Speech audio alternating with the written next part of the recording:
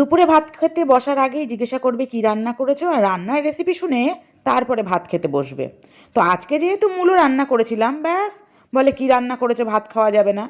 আমি যেই বললাম বড়ি দিয়ে রান্না করেছি, তেল গরম হলেই বড়িগুলো দিয়ে ভেজে তুলে ওই তেলেই কালো জিরে শুকনো লঙ্কা ফোড়ন দিয়ে তারপরে ঘষে রাখা মূলোগুলো দিয়ে দিতে লাগবে, মূলো আর কাঁচা লঙ্কা দিয়ে সাথে নুন হলুদ দিয়ে নাড়াচাড়া করে 10 মিনিটের জন্য ঢাকা দিয়ে রাখতে হবে। ব্যাস 10 মিনিট পরে ঢাকনা খুলে ভালো করে নাড়াচাড়া করে নিতে হবে, নিয়ে একটু মিষ্টি দিয়ে দিতে হবে, মানে চিনি। চিনি দিয়ে ভালো করে নাড়াচাড়া করতে হবে। আর এই রকম বড়িগুলো হাতে ভেঙে গুঁড়িয়ে রেখে দিতে হবে আগে থাকতে।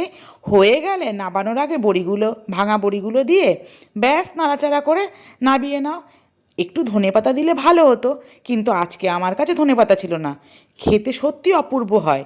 আমি খেতে ভালোবাসতাম না, সেখানে আমি খাওয়া শিখে গেছি, আর আমার ছানাপোনারা খাবে না? এটা কখনো হয় নাকি?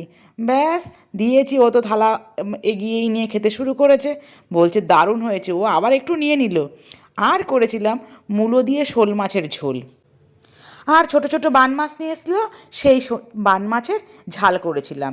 ব্যাস এই দিয়ে দুপুরের খাওয়া দাওয়া।